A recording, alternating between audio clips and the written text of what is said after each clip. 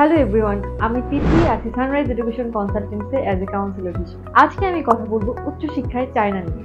China এখন বিশ্বের সমৃদ্ধশালী দেশের মধ্যে একটি। এখানে আপনি পেয়ে যেতে পারেন লো টিউশন ফিস এবং লো অ্যাকোমোডেশনে পড়াশোনা করার সুযোগ সুবিধা। আপনারা অনেকেই চিন্তিত থাকেন যে অ্যাডমিশন নেওয়ার পর চায়নাতে ভিসা পাবেন। এক্ষেত্রে আপনার কিন্তু ভিসা পাওয়ার পসিবিলিটি খুবই বেশি।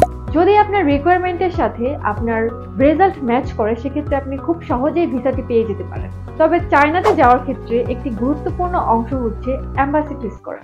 এম্বাসিতে নানা ধরনের রিকোয়ারমেন্ট থেকে থাকে, তো সেই সব রিকোয়ারমেন্ট যদি আপনি ফুলফিল করতে পারেন তাহলে আপনার খুব সহজেই ভিসা হয়ে যাবে। আপনি এম্বাসি ফেস করার আগে আমরা সুন্দরভাবে আপনাকে ট্রেন আপ করে দিই, যেখানে আপনি বুঝতে পারবেন যে এম্বাসিতে কোন ধরনের প্রশ্ন করে আর কোন ধরনের আনসার করতে হয়। তাহলে আপনার জন্য এম্বাসি ফেস করা অনেকটা ইজি হয়ে যাবে আর আপনার ভিসা আসাটাও অনেক ইজি হয়ে যাবে। চায়না যাওয়ার পর আপনি আপনার পড়াশোনার পাশাপাশি জব করার অপরচুনিটি পাচ্ছেন।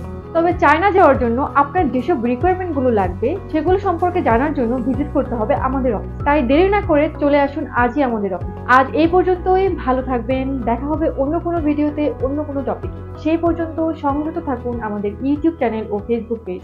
ধন্যবাদ।